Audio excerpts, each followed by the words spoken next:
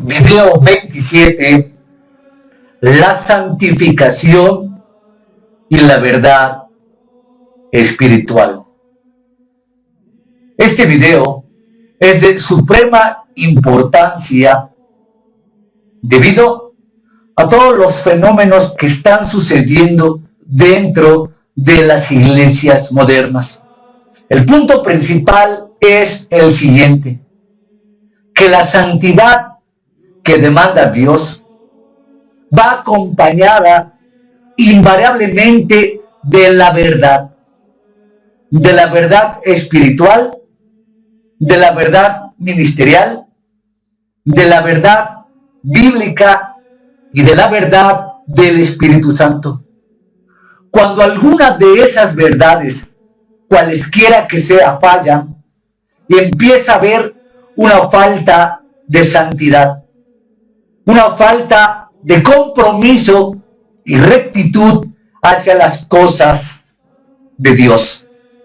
Por consiguiente, es fácil ver que sin santidad nadie verá al Señor. Pero que la palabra santidad involucra necesariamente el área de la verdad, en la cual la doctrina de Jesucristo, la doctrina de los apóstoles, la doctrina histórica y la doctrina del Espíritu Santo está fundada. No puede haber pedazos de verdad y pedazos de mentira.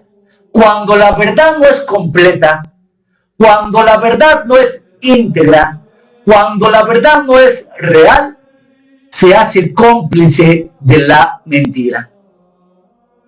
Por ende, es importante empezar a reconocer la urgencia que tiene el vocablo verdad. Jesús dijo que la verdad os hará libres. Y es algo que yo he comprobado a lo largo de mi vida. En mi experiencia como cristiano, en mi experiencia como profesional, en mi experiencia aún en el lado profundo de mis sentimientos, me he dado cuenta que la verdad me ha hecho libre. Por muy dolorosa, por muy espantosa, por muy dura, por muy cruel que sea dicha verdad, la verdad me ha liberado de falsos absurdos. La verdad de la Biblia me liberó de la apostasía y de falsos ministerios que, disfrazados de cristianos, han pretendido siempre engañar a la gente.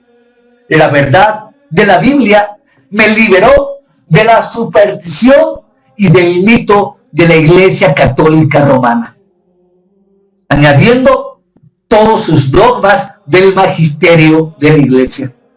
La verdad escritural, la verdad de la Biblia, la verdad de la palabra brilló en mi mente y en mi corazón, que me hizo libre de todo tipo de artilugios.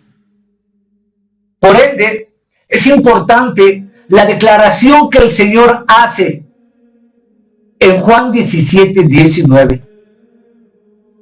Y por ellos yo me santifico a mí mismo, para que también ellos sean santificados en la verdad.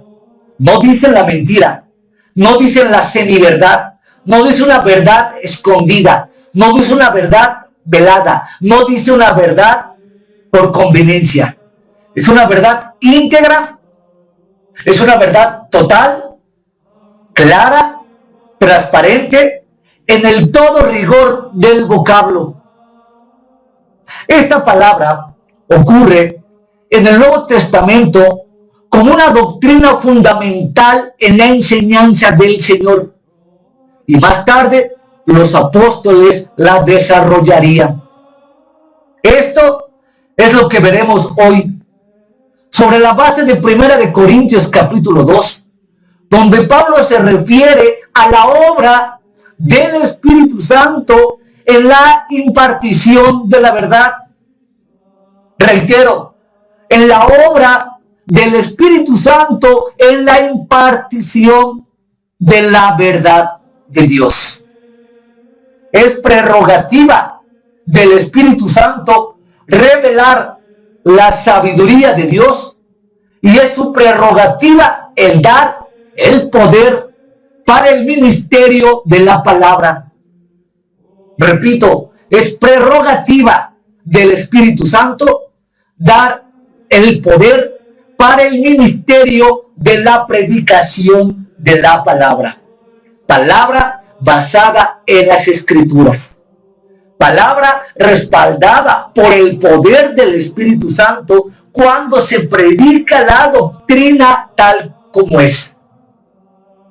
Conforme a 1 Corintios capítulo 2 versículo 1 y 3, Pablo no utilizó para predicar la expresión de palabras o su propia sabiduría.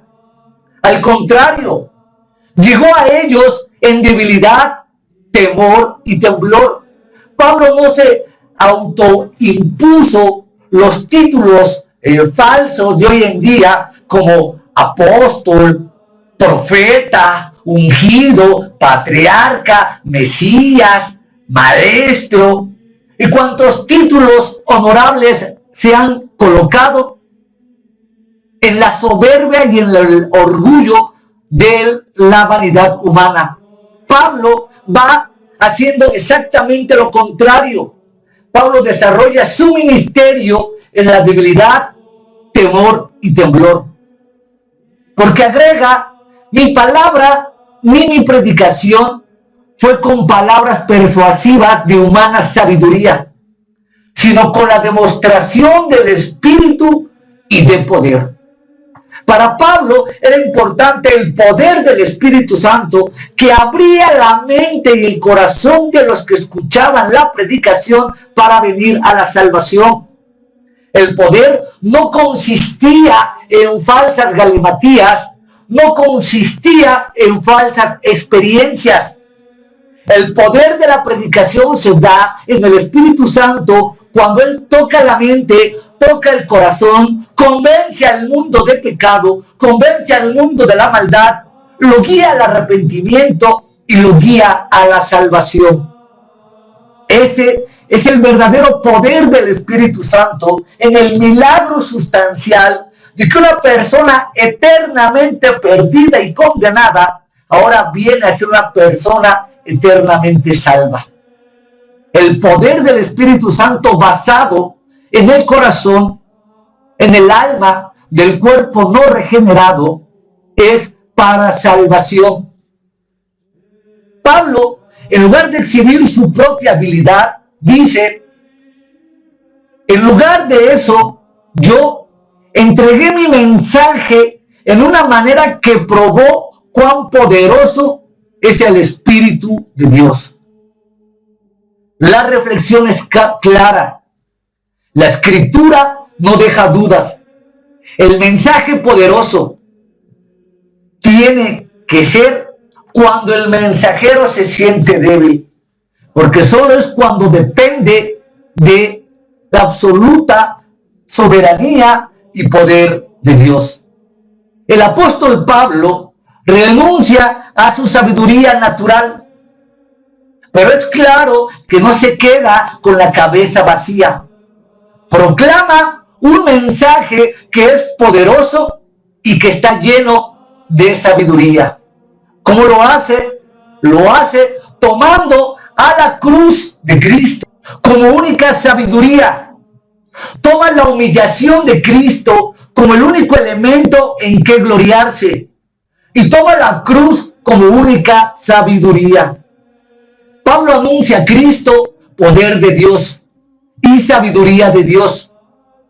¿Por qué este mensaje es poderoso y sabio?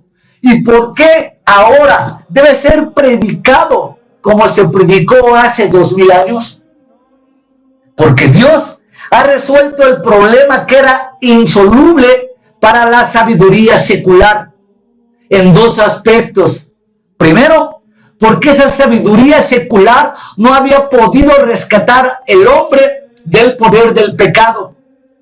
Y segundo, porque no le había conducido al conocimiento de Dios. Los judíos rechazaron el evangelio por estimarlo contradictorio. La contradicción reside en uno que es ungido por Dios, es crucificado. Pero Pablo no vacila. Nosotros predicamos a un Mesías crucificado. Para los judíos, ciertamente locura, y para los gentiles, tropezadero. El apóstol renuncia a su sabiduría natural porque advierte que la sabiduría humana roba a la cruz su contenido esencial. Proclama que la sabiduría de Dios es Cristo crucificado. Esto es lo que predica. No presenta a Cristo como maestro ni como ejemplo, sino presenta a Cristo crucificado, es decir, muerto por nuestros pecados. Y a pesar de que muchos se escandalizan y se siguen escandalizando por el Cristo crucificado, Pablo no tiene ningún reparo en enseñar la verdad que le fue revelada. Le gustara a quien le gustara.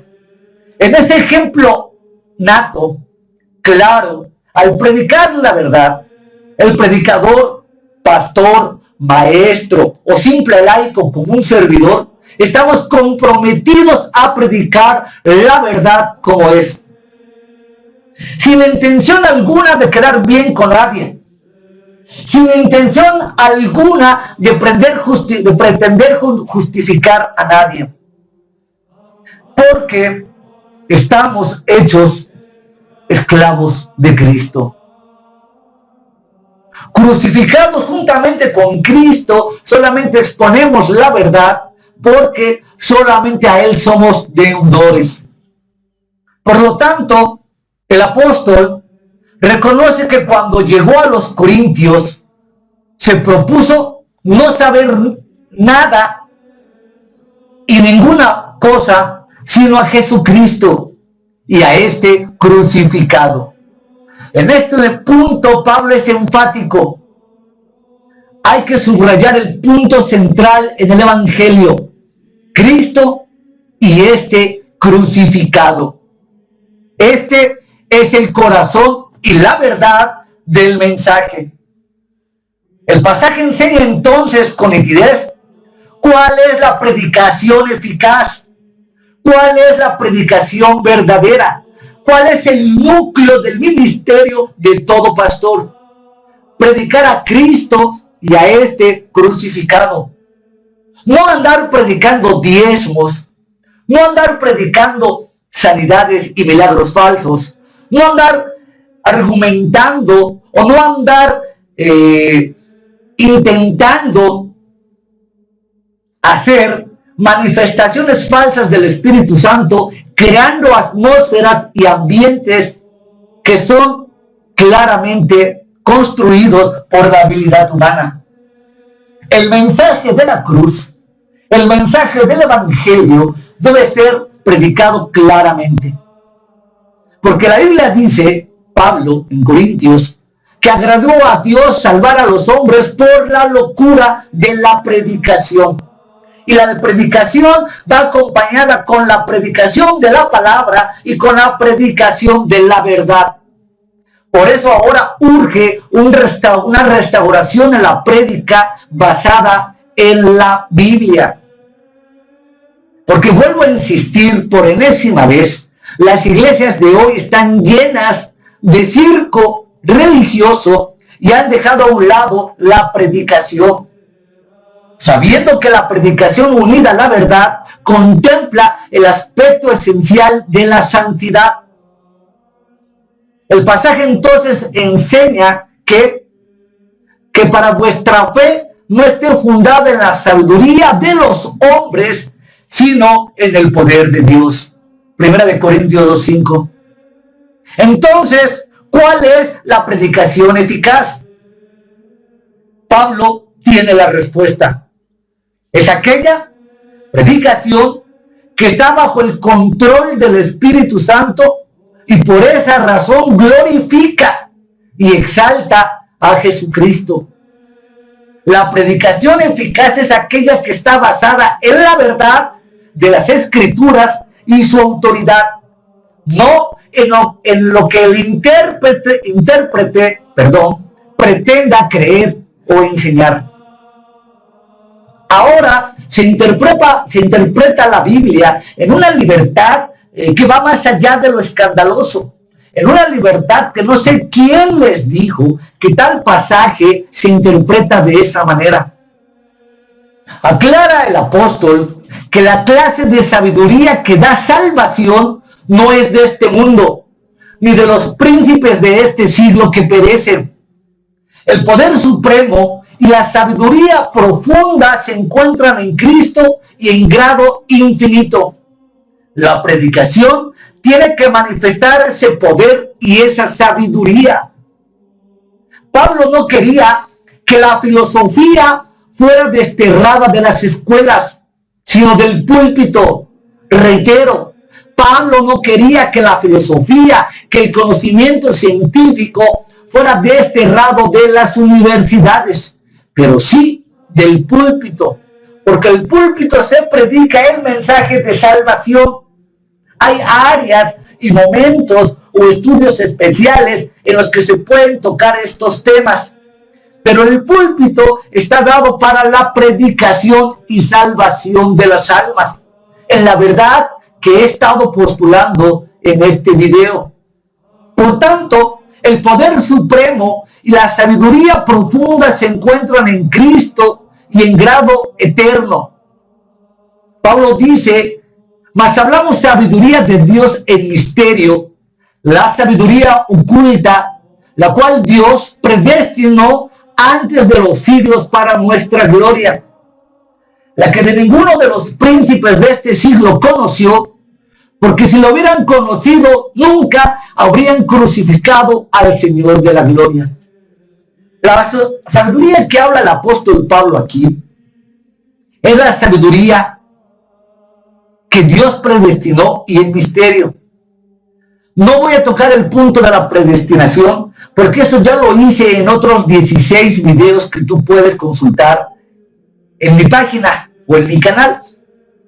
El punto principal es que tampoco habla de una predicación de misterio oculta o que nadie pudiese entender, sino habla de la revelación de Cristo que fue dada en esta dispensación de los tiempos.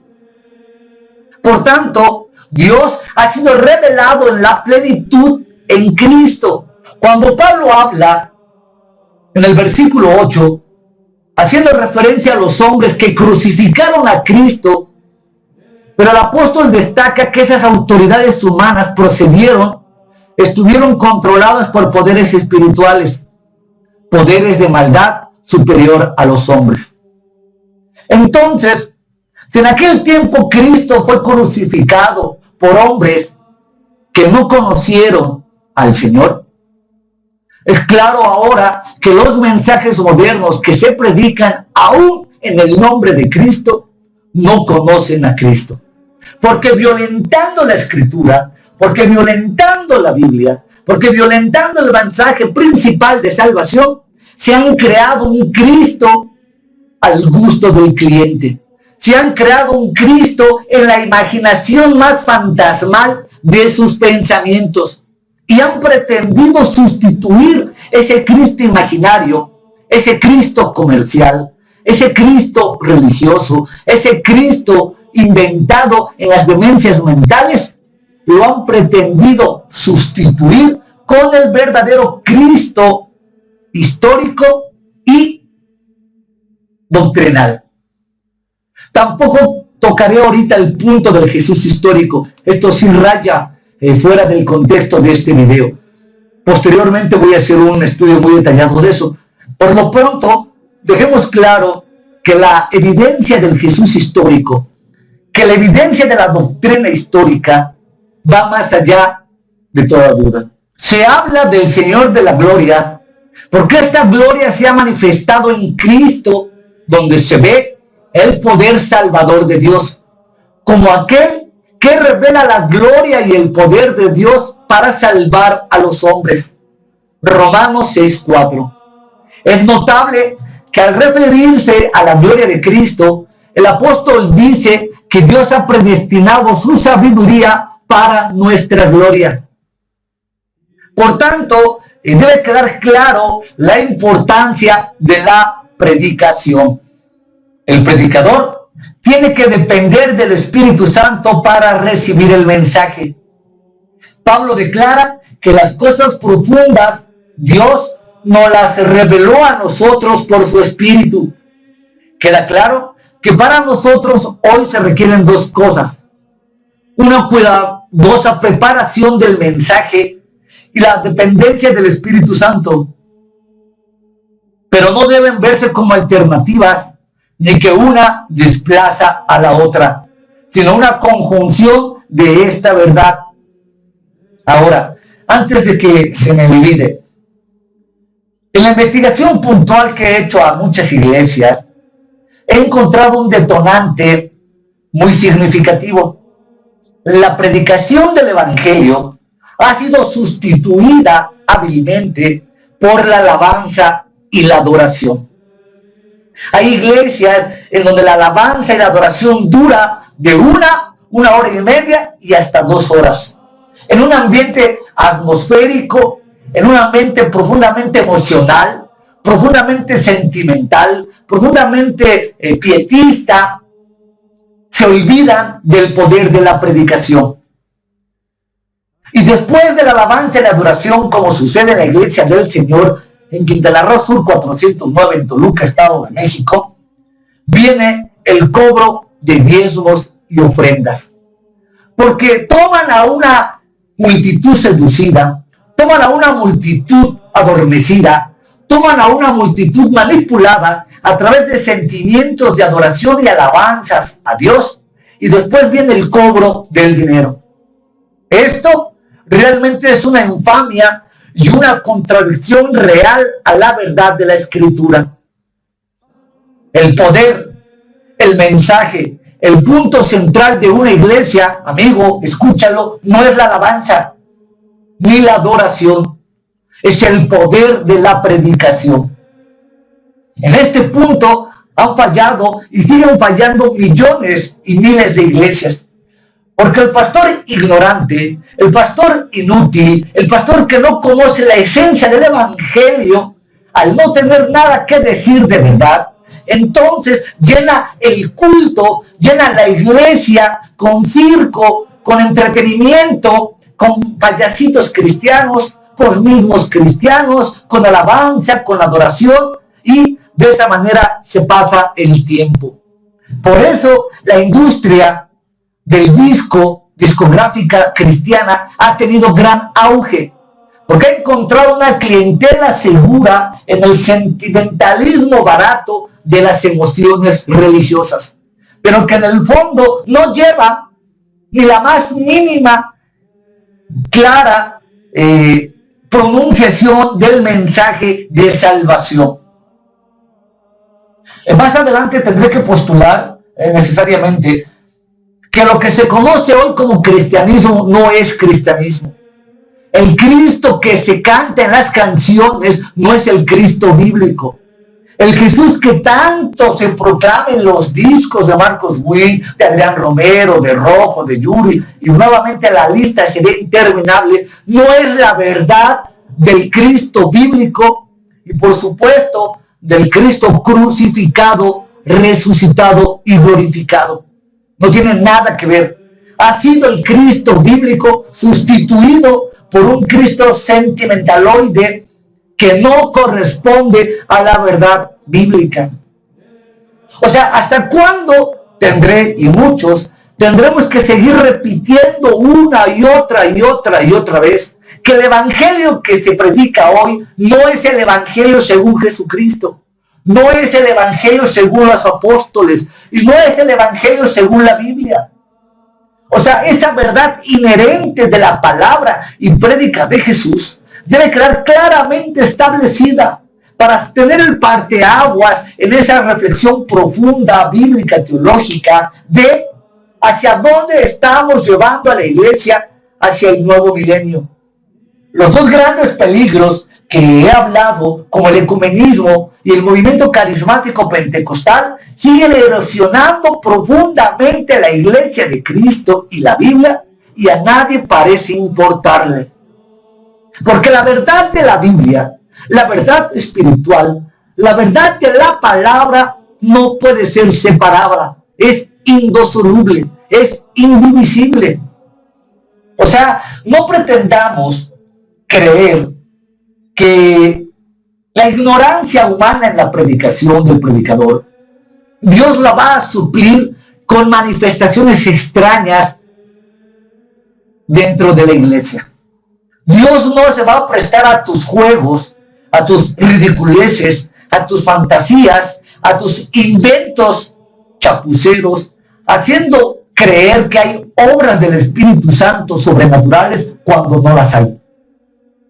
O sea, esa fabricación inherente, esa fabricación de los artistas de la estafa, esa fabricación de experiencias sobrenaturales es un grave pecado en contra del Espíritu Santo.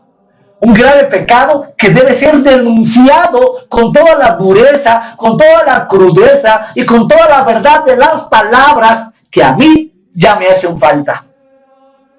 La verdad espiritual, acompañada de la predicación y del ministerio del Espíritu Santo, es una verdad acompañada en las Escrituras, que no está sujeta al capricho del predicador, que no está sujeta al capricho del pastor. Todos nosotros, los genuinos cristianos, somos esclavos, entiéndolo de una vez, esclavos de Cristo. Nosotros no podemos ni debemos mandar y exigir que se hagan sanidades o que se hagan milagros en nombre de Cristo a nuestra conveniencia. ¿Cuántas veces no has leído ahí en el mundo comercial del cristianismo moderno? Martes, 7 de la noche, sanidades y milagros. Como si el predicador tuviera el poder de condicionar al Espíritu Santo a que solamente el martes y el jueves de 7 a 9 de la noche puede obrar milagros y maravillas y después ya no. O como si realmente él tuviera ese poder y esa unción para mandar de una manera soberana al glorioso Espíritu Santo. Vaya soberbia, vaya tiranía, vaya locura demencial. Y el aparato crítico, el aparato que conforma a esas iglesias, lo promueven, lo avalan, como si realmente fuera cierto. Me pregunto, ¿que no hay una mente clara, una mente bíblica, una mente verdadera que apueste por la integridad del Evangelio y haga ver que estas cosas no son bíblicas? Y que la verdad de la predicación no puede ser manipulada al gusto del cliente. O sea, no nos cabe el 20 de que un día todos, me incluyo, tendremos que dar cuentas delante de Dios. ¿Y qué cuentas daríamos cuando hemos tergiversado, alterado, violentado la palabra a nuestra conveniencia solo por gustos, necesidades, caprichos, locuras, yo no sé?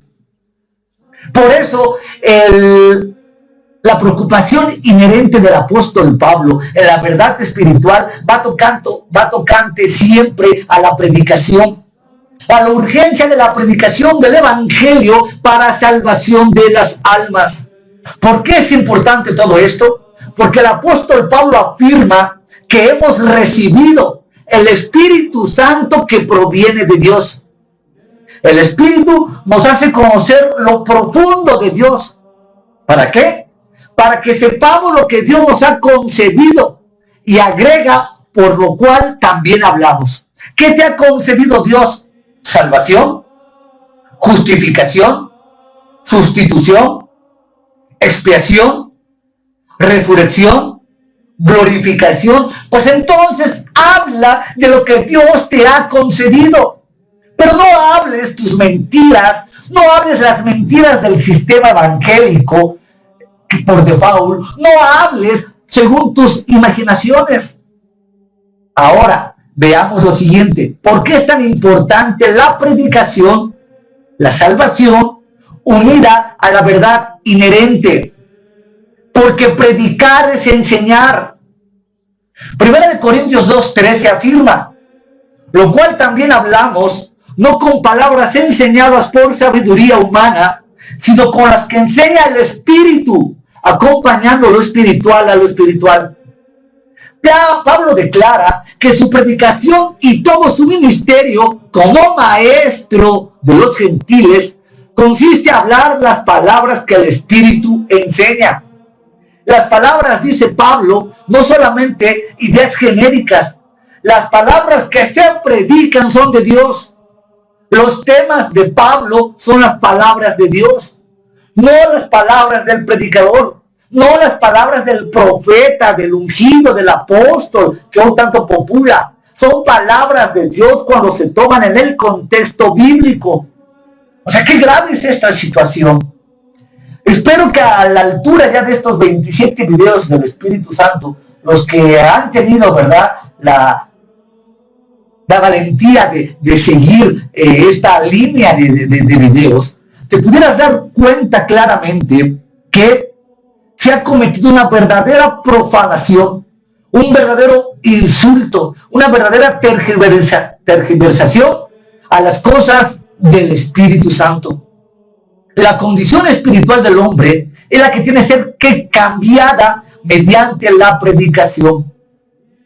El hombre natural no recibe las cosas que son del Espíritu de Dios. Del griego, psíquicos, que las cosas le parecen insípidas y sin sentido. Por eso, vuelvo a reiterar que mucha de la gente que se dice cristiana no lo es. ¿Por qué? Porque las cosas eternas de la salvación le son insípidas, le desagradan, le molestan.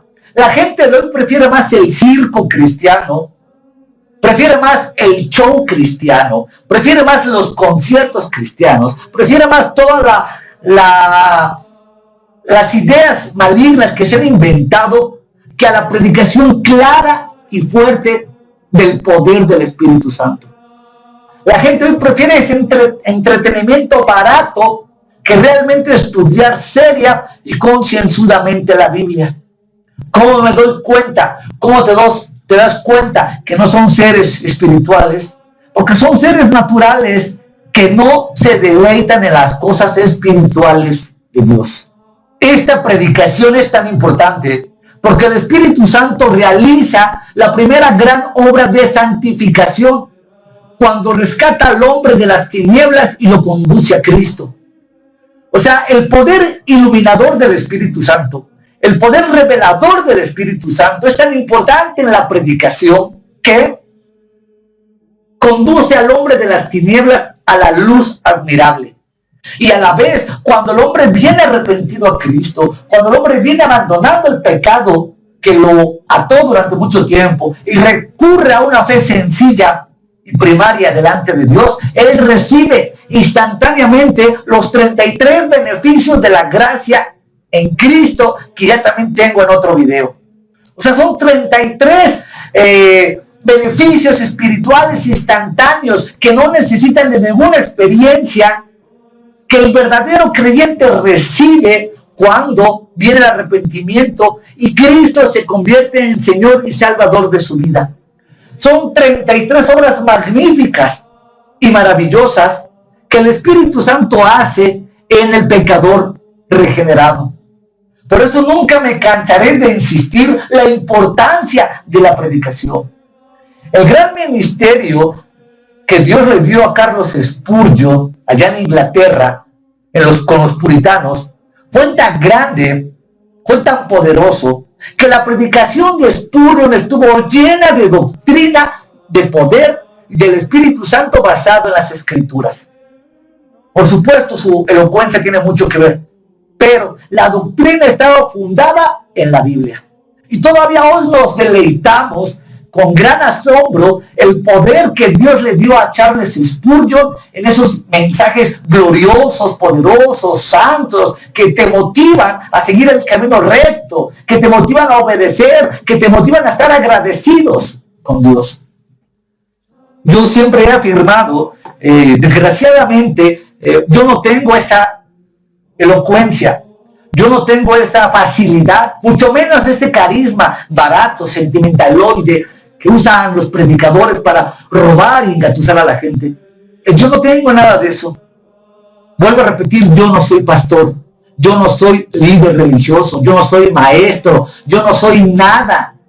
Un simple laico que ha tenido que reaccionar violentamente al ver cómo la Biblia ha sido profanada y los que deberían estar en el ministerio defendiendo la palabra son los primeros que la pisotean y abusan del nombre de Cristo, estafando a cuanto incauto se deje. Al no tener yo esa habilidad oratoria, porque no la tengo, he pagado un alto precio en la edición de los videos, porque tú ya los ves terminados, pero lo que hay detrás de ellos, hay un continuo corte por mi mala pronunciación, por mi mal vocabulario, por mi falta de oratoria. Pero tenemos, sin excusas ni pretextos, tener que hacer la obra de Cristo. Y en eso me he enfocado siempre en la predicación de la verdad espiritual de la Biblia. ¿Por qué? Porque esto reside en el grado de madurez del pueblo cristiano. Y no me voy a extender ahorita en el hecho de que si existen o no existen cristianos carnales, y por los cuales tú puedas ser un cristiano carnal y te olvides de las cosas celestiales. No voy a tocar esto porque no es el tema del video. De repente se ha llegado a mencionar este tipo de situaciones. El punto principal es que habría que entender todo el contexto de Primera de Corintios cuando Pablo habla de los niños carnales. O sea, la gran profanación, entre muchas, de predicadores, es que toman un versículo, lo sacan fuera de su contexto y lo toman por pretexto. Toman un versículo y en su descabellada imaginación, en sus oscuras más profundas, creen darle un sentido que ellos han descubierto, no sé de dónde, y lo interpretan de esa manera, ignorando las normas de interpretación bíblica más elementales. Para eso se inventó la hermenéutica, que es la ciencia que se encarga del estudio de la correcta interpretación de los textos. Pero al no saber hermenéutica, realmente al no saber nada, tuercen los textos, los altera, los pisotea, se imagina que el texto quiere dar ese significado. Pero realmente el sentido original del texto está lejos, muy lejos de lo que creen los pastores modernos, como la doctrina de los niñitos carnales. Conozco sin fin de pastores, y tú lo puedes ver en la red también, que afirman categóricamente que Pablo hizo la doctrina de los niños carnales o cristianos carnales. Y eso no es cierto. Porque el principio regulativo de la hermenéutica es, número uno, un versículo, hablando por ejemplo de Colosenses 1:28 de la madurez. Tú no puedes sacar Colosenses 1:28 y dar una exposición en tus imaginaciones y predicar. Tienes que ver qué dice el versículo 1:27 y después el versículo 1:29 para ver el contexto de ese versículo. Pero después tienes que recurrir al contexto del pasaje, de todo el capítulo. Y después tienes que recurrir al contexto de todo el libro, de los 4 capítulos de Colosenses. Y después tienes que recurrir a la situación histórica, geográfica y el motivo por el cual se escribió el libro. En esa contextualización del pasaje ya estás en circunstancias primarias de aclarar el significado de un versículo. Pero eso no te da pie a que de un versículo hagas toda una teología, como lo hicieron con la oración de Jabes allá en Números. Ahora la oración de Jabes se tomó porque en la oración de Jabes se dice que él oró para que si Dios, que él hizo una promesa a Dios, y si Dios le otorgó la oportunidad de hacer esa promesa, Dios le iba a bendecir económicamente. Y ahora se han tomado de la oración de Jabes para construir toda una teología llamada la teología de la prosperidad. O sea, no puedes tomar de un versículo toda una teología. No puedes tomar de un versículo toda una doctrina y de esa manera falsear la verdad espiritual contenida en toda la Biblia. Porque las grandes doctrinas de la Biblia no vienen encerradas en un versículo, escúchalo, incluso en un libro. Son revelaciones que se dan desde el Génesis hasta el Apocalipsis, en los 66 libros de la Sagrada Escritura. Y que la concatenación temática de los temas viene de tal forma que cada doctrina viene apoyada y seguida por cientos de versículos. Es muy difícil, casi imposible, pensar que un solo versículo ha dado pie a la gran doctrina reformada o a la gran doctrina evangélica o teológica. Eso es realmente imposible. Los modernos contextos, hablando en este caso, por ejemplo, de la guerra espiritual, que en Efesios 6 han torcido el contexto y han pretendido de ciertos pasajes, 4, 5, 6 versículos por ahí, armar toda una doctrina de la guerra espiritual.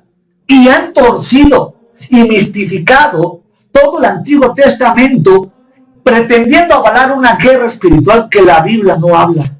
De eso lo voy a hablar yo también en otro video, porque ya hasta compré la Biblia de la guerra espiritual. Vaya locuras. ¿Por qué es importante entender todo esto? Porque todo esto radica en el peso específico de la verdad inherente de la Biblia, la verdad inherente de la Escritura, la verdad inherente del Espíritu Santo, la verdad inherente como fuente de justicia y de salvación. Ningún mentiroso entrará en el reino de Dios, dice Apocalipsis 22, 21, al cierre de la revelación profética del Nuevo Testamento. Ninguna. Y la verdad tiene su coste, y la verdad tiene su precio, y la verdad tiene su peligro por per se. Hay que recordar que el padre de la mentira es el diablo. Y cuando tú mientes, y mientes de la manera en la predicación para obtener cualquier tipo de situación, es muy peligroso. Por tanto, atendamos el hecho que la verdad debe ser expuesta tal como es. Si no queremos ofender, si no queremos contristar, si no queremos negar el poder del Espíritu Santo en la vida del creyente, este tiene que hablar y vivir en la verdad. Aunque a la gente no le guste, aunque a la gente no le parezca, aunque te hagas enemigo de cualquiera que se diga cristiano o no cristiano, nuestra obligación inherente es hablar la verdad. Porque recuerda que estamos agradando a Dios, no a los hombres, que somos peregrinos y extranjeros en esta tierra, y que se nos va a pedir cuenta de la verdad que expongamos a lo largo de nuestras vidas. La unidad del conocimiento mencionada por Pablo implica que los cristianos no deben estar, algunos plenamente informados de una parte de la verdad, pero errando por carencia de información sobre otra. Algunos con un conocimiento superior acerca de los méritos de muerte y resurrección de Cristo, y otros con una mejor apreciación de la grandeza de vida. Por ejemplo, hay iglesias que predican que Cristo resucitó. ¿Es verdad? Que Cristo es el Hijo de Dios. ¿Es verdad? Que predican que Cristo es el único Señor y Salvador. ¿Es verdad? Que predican que Cristo nos va a dar herencia eterna, y es verdad. Pero al lado de esa declaración doctrinal viene otra declaración doctrinal. Por ejemplo, se predica sobre los diezmos, que si el creyente no diezma está bajo maldición. Se predica la guerra espiritual, se predican los payasitos cristianos, se predica los mismos cristianos, se predica la falsa adoración y alabanza cristiana. O sea, una mezcla entre verdad espiritual y mentira espiritual se conjugan en las iglesias porque los pastores son incapaces de ver qué es verdad y qué es mentira y hacen una mezcolanza de verdad y mentira. Resultado, en esa iglesia no hay santidad, en esa iglesia no hay rectitud, en esa iglesia no puede estar el Espíritu Santo, porque el Espíritu Santo no va a avalar doctrinas erróneas, no va a avalar doctrinas falsas. Y esto, por consiguiente, y no estoy diciendo que toda la gente que está ahí está perdida, va a ir al infierno, porque yo no he dicho eso. hay gente pocas de ese sistema, pocas de esa gente poca de esos grupos que van a alcanzar la salvación porque en su corazón y en su alma sí tienen amor a la verdad. Y cuando tú tienes el amor a la verdad inherente, Dios, que es justo, te va a llamar con lazos de amor y te va a traer a la verdad de la Biblia. Eso es otra verdad inherente. Pero cuando hay una mezcolanza de doctrina entre verdad y mentira, por supuesto ahí no hay santidad. O declaras toda la verdad de la Biblia, o no declares nada. No puedes decir que la guerra espiritual es verdadera y bíblica, porque no lo es. Y decir que Cristo es Señor y Salvador, que sí lo es, y mezclar ambas doctrinas. Porque viene una confusión entre error y falacia. Esta es otra de las grandes obras que deben tener los pastores en la predicación. O sea, el pastor latino, aunque se enojen conmigo, el pastor latino ha tomado todos los vientos de doctrina erróneos que han surgido de Norteamérica y esos vientos de doctrinas que apartan desde Estados Unidos han llegado hasta la Patagonia.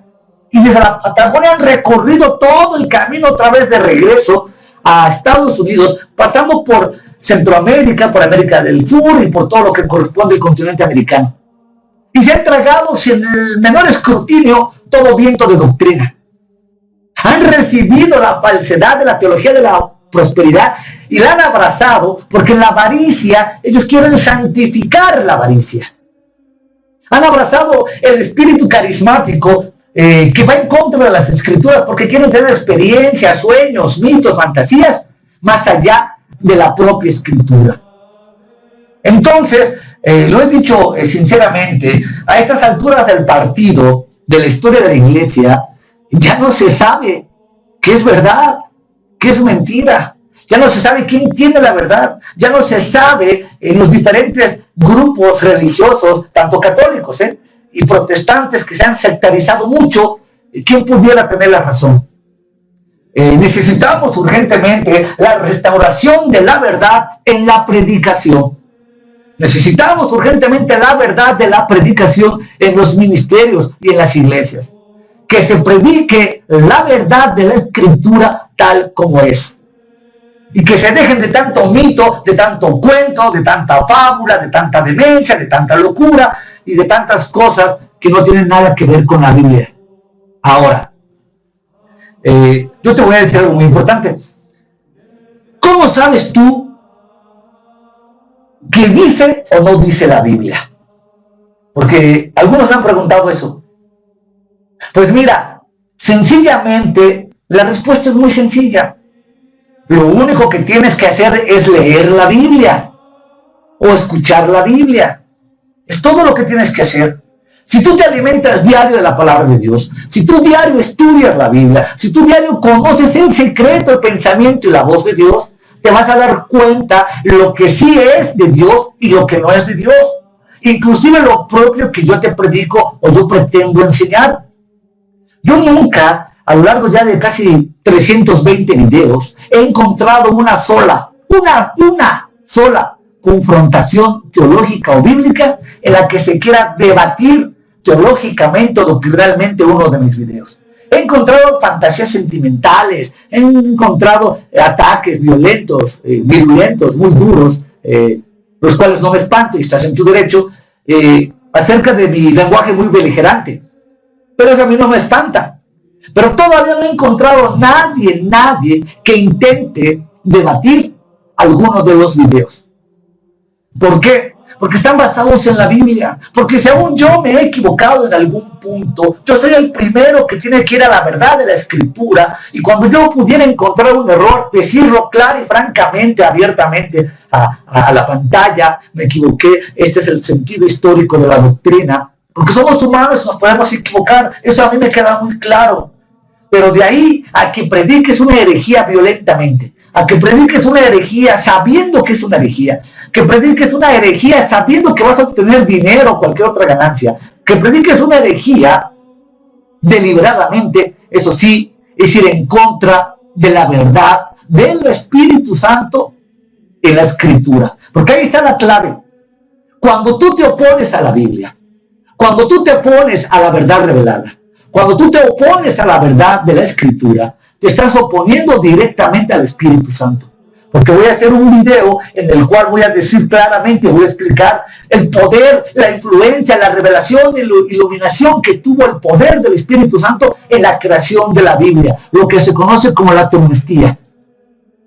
Y puede ser, y escucha bien y me adelanto un poco en otro video que voy a hacer, puede ser que el pueblo evangélico se haya vuelto enemigo del Espíritu Santo por predicar tanta herejía y por torcer y pisotear la palabra de Dios.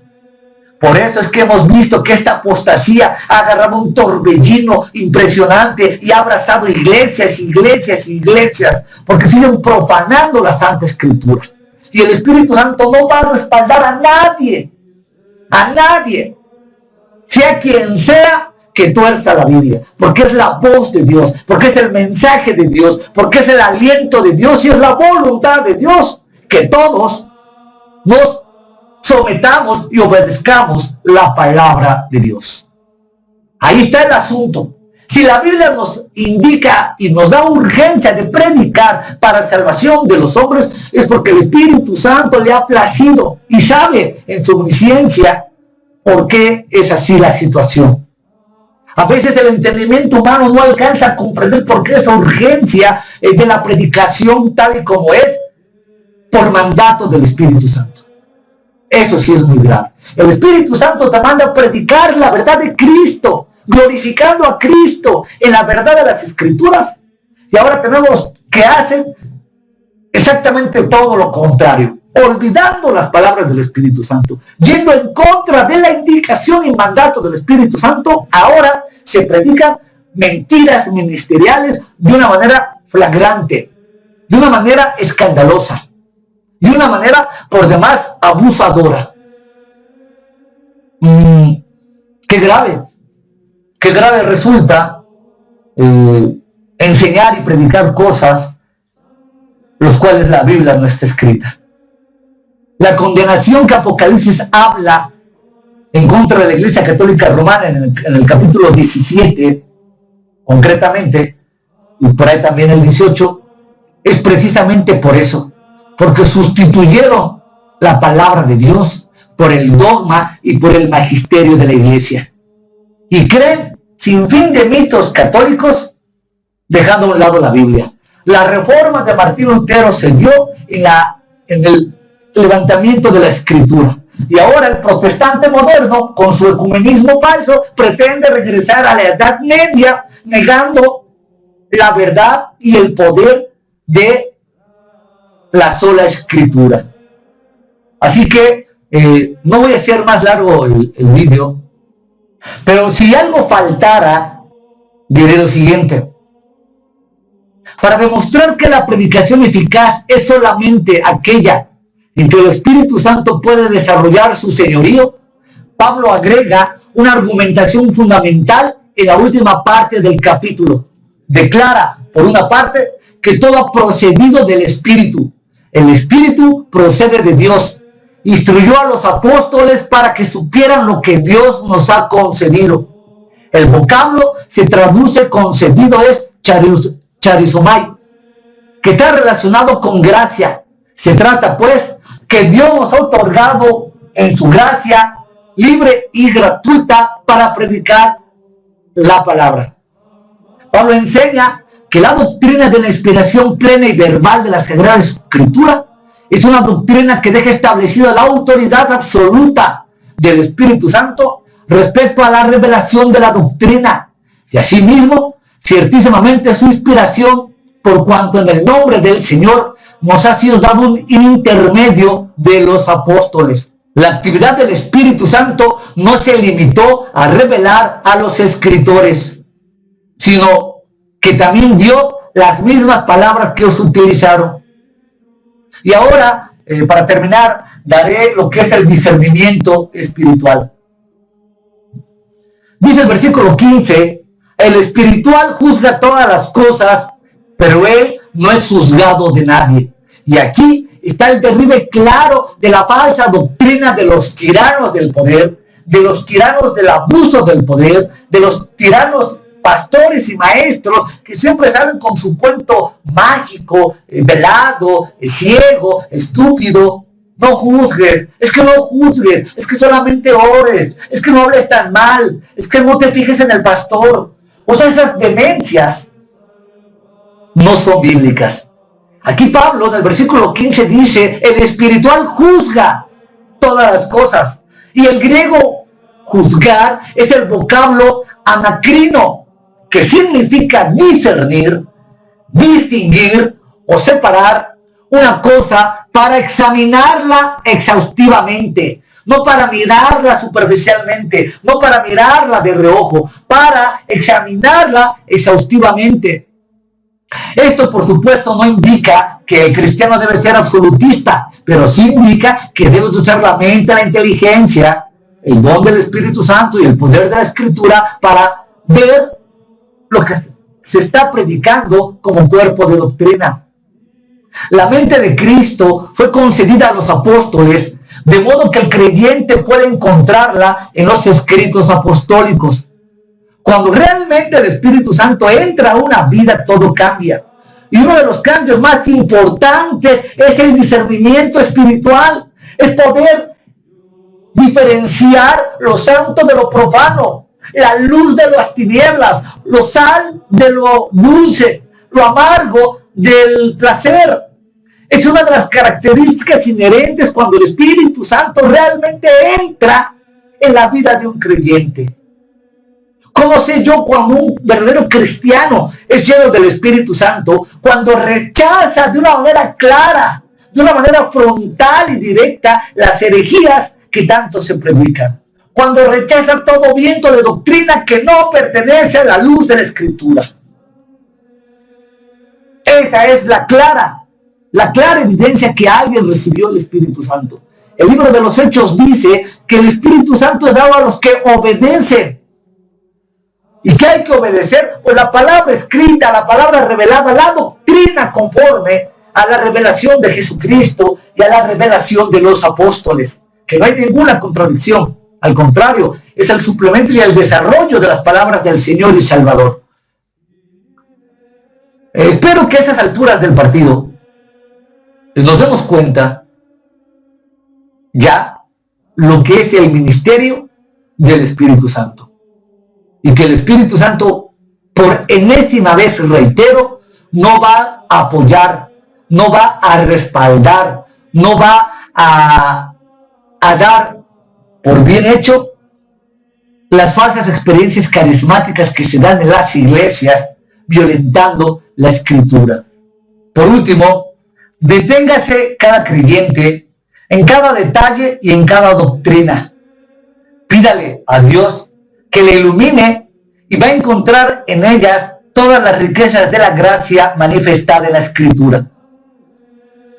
Entrando por cualquier doctrina real y verdadera de la Biblia, siempre podemos llegar a Dios. Lo que da visión espiritual es el contacto con Dios en la obediencia y rectitud de la Escritura. De modo que la reflexión es profunda y tremenda a la vez. Urge que nos llenemos y que estemos sumergidos en la verdad de la revelación de la Biblia, la cual imparte el Espíritu Santo con sabiduría mediante un estudio detenido y con una mente humilde y receptiva. Esa función de la palabra es traernos conocimiento. El Espíritu Santo realiza la obra de desplegar en nosotros y a nuestra alma a Cristo. Pero el Espíritu Santo no obra en el vacío. Tienes que leer la Biblia. Reitero, el Espíritu Santo no obra en el vacío. Para que las palabras se hagan vida en tu corazón, tienes que leer la Biblia. No es instantánea ni mágicamente. Por último, reitero lo que siempre he dicho. El creyente moderno, el cristiano moderno no es víctima. Escúchalo. Tú no eres víctima de los falsos apóstoles, de los falsos maestros, de las herejías aberrantes de hoy en día. El cristiano moderno, al negar la verdad de las Escrituras y al apoyar a tanto ministerio falso, es cómplice y encubridor de estos apóstatas. porque tienen Biblia, porque tienen escritura, porque tienen la voluntad de ellos mismos de ir a las escrituras y ver si lo que se enseña o se predica es o no mentira o verdad.